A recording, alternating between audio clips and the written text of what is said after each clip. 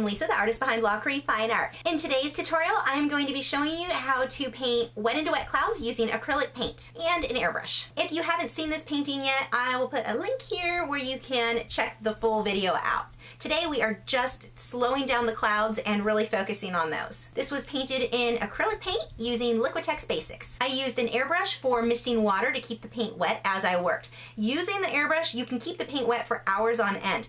And the reason that I use an airbrush and not a spray bottle, everyone always asks, and I just use a spray bottle to mist water.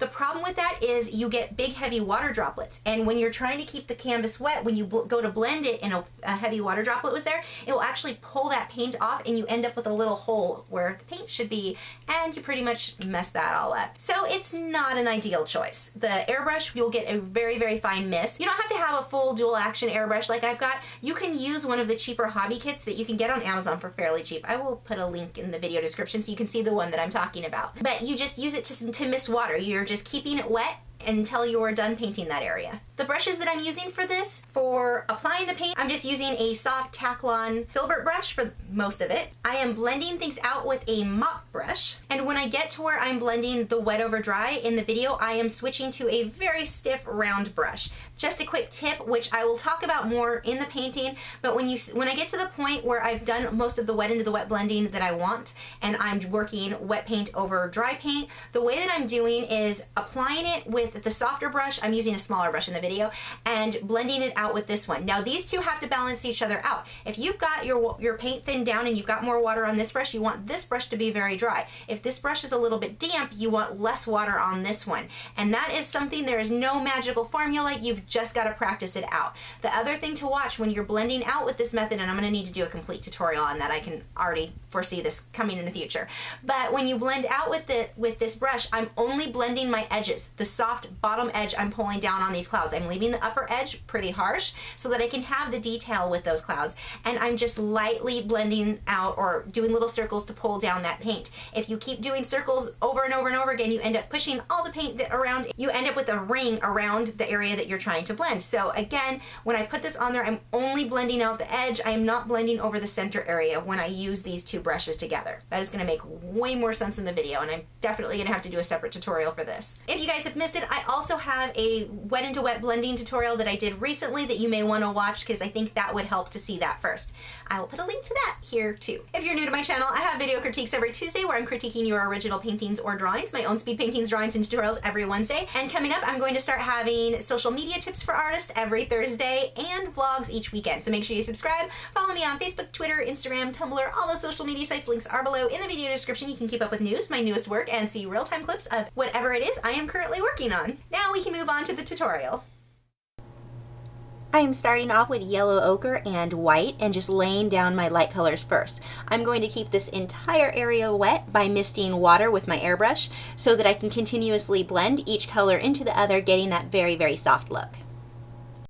When using the airbrush to keep the paint wet, don't oversaturate it, because if it gets too wet, it won't blend right with the mop brush. So definitely watch out for that. I'm using the filbert brush to block in the rest of the blue areas in the clouds, and you can see I'm keeping this very loose. I am not worried about my brush stroke showing at this point. I'm going to soften all of that out with the mop brush. Now I'm adding in some of the darker areas. I've added a tiny, tiny bit of black in with my blue to darken up the upper corners of the paint. Mist that down with a airbrush to make sure everything stays wet, and then continue to work on.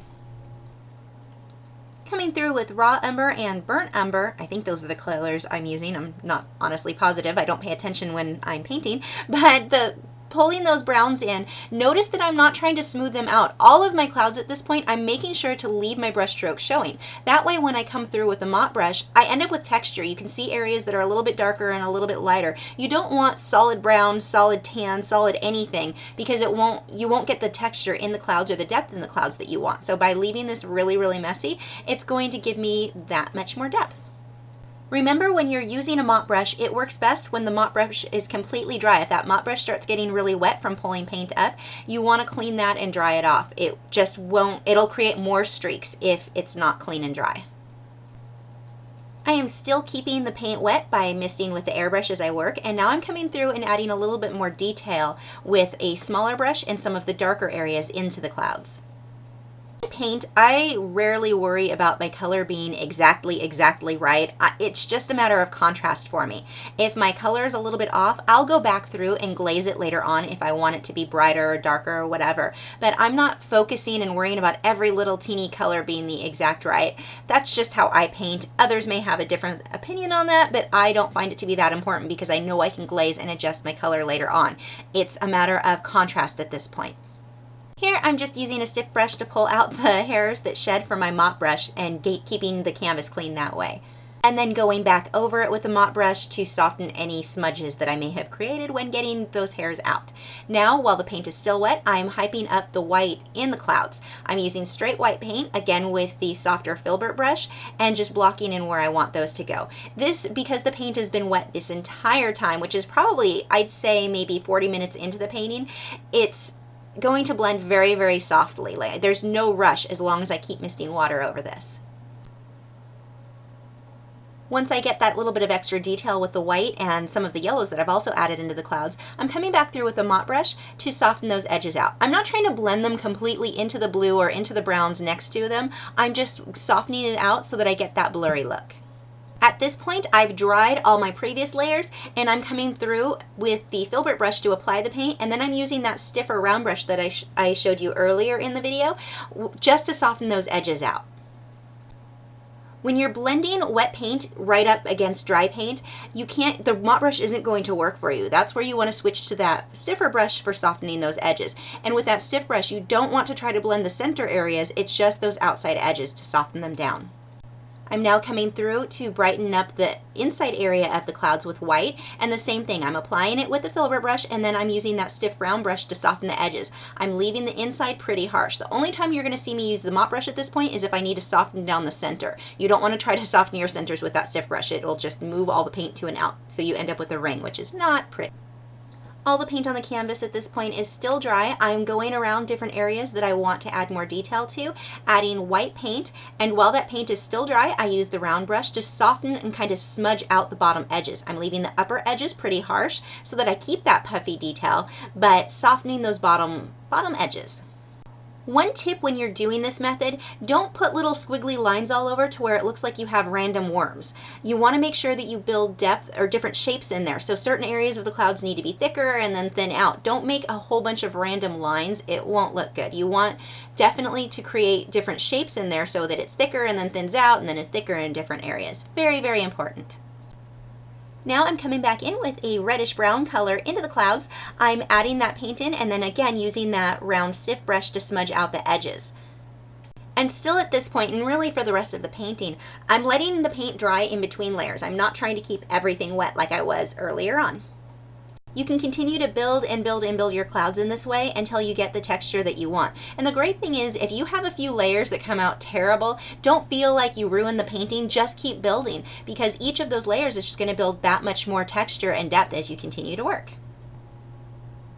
At this point, I'm just going to move around the entire sky, adding more texture wherever I want, sometimes with white paint, sometimes with some of the tans, sometimes with more browns. I'm just going to continuously work until that texture is where I want it. For the last step on the clouds, I'm using a dual action airbrush. If you don't have one, you don't have to do this, but I'm just using it to come through and brighten up certain areas in the clouds, soften up some of the lines, and add a little bit more texture and a little bit more detail, because it can be done so quickly with the airbrush. So just simplifies it for me. And that finishes up these clouds. You can see those clouds are just one small piece of this entire painting. If you've missed this painting, there will be a link to it at the very end. And yep, that's it. I'll see you guys in a couple of days. Thanks for watching, guys. If you like this video, please let me know in the comments below or give me a thumbs up. Or both. I really appreciate it. And please keep your ideas coming in for things that you would like me to do tutorials for in the future. I'll see you guys this weekend.